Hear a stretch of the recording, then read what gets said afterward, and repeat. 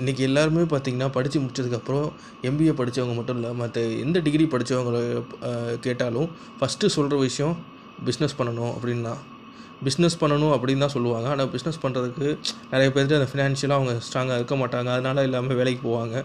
சில பேர் அதுக்கப்புறம் வேலைக்கு போயிட்டு நிறைய பேர் வந்து பிஸ்னஸ் பண்ணி ஸ்டார்ட் அப் பிஸ்னஸ் பண்ணுறவங்களும் இருக்காங்க. இல்லை படித்து முடித்தோடனே லோன் வாங்கி பிஸ்னஸ் ஸ்டார்ட் அப் பண்ணுறவங்களும் இருக்காங்க.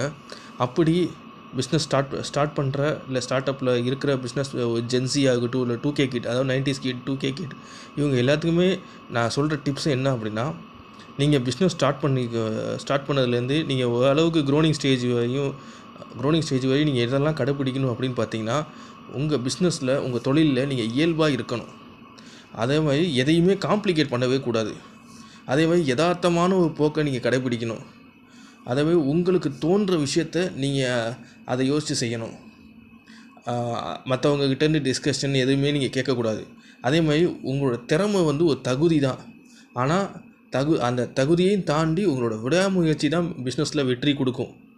ஏதாவது ஒரு விஷயத்தை அதாவது நீங்கள் பிஸ்னஸ் பண்ணணும்னு நினைக்கிறப்ப ஏதாவது ஒரு விஷயத்த நீங்கள் ஃபோக்கஸ் பண்ணி அதில் நீங்கள் அந்த வேலையை நீங்கள் பிஸ்னஸாக எடுத்து செஞ்சீங்க அப்படின்னா அதில் கொடுக்குற சாட்டிஸ்ஃபேக்ஷன் தான் உங்களுக்கு பெரிய வெற்றியாகவே இருக்கும். அதாவது அதே மாதிரி எப்படியாவது பொழைச்சே ஆகணும் அப்படின்றத ஒரு குறிக்கோளாக வச்சு நீங்கள் பிஸ்னஸ் பண்ணணும். அதுதான் மிகப்பெரிய வெற்றியாகவே இருக்கும் பிஸ்னஸ். இது எல்லாமே நீங்கள் ஃபாலோ பண்ணீங்க அப்படின்னா கண்டிப்பாக நீங்கள் பிஸ்னஸில் சஸ்டெயின் ஆகி கண்டிப்பாக பிஸ்னஸ்லேயே ஓரளவுக்கு நல்ல நீங்கள் இன்கம் ஏர்ன் பண்ணி ஓரளவுக்கு நீங்கள் நல்லா டீசெண்டாக செட்டில் ஆவீங்க.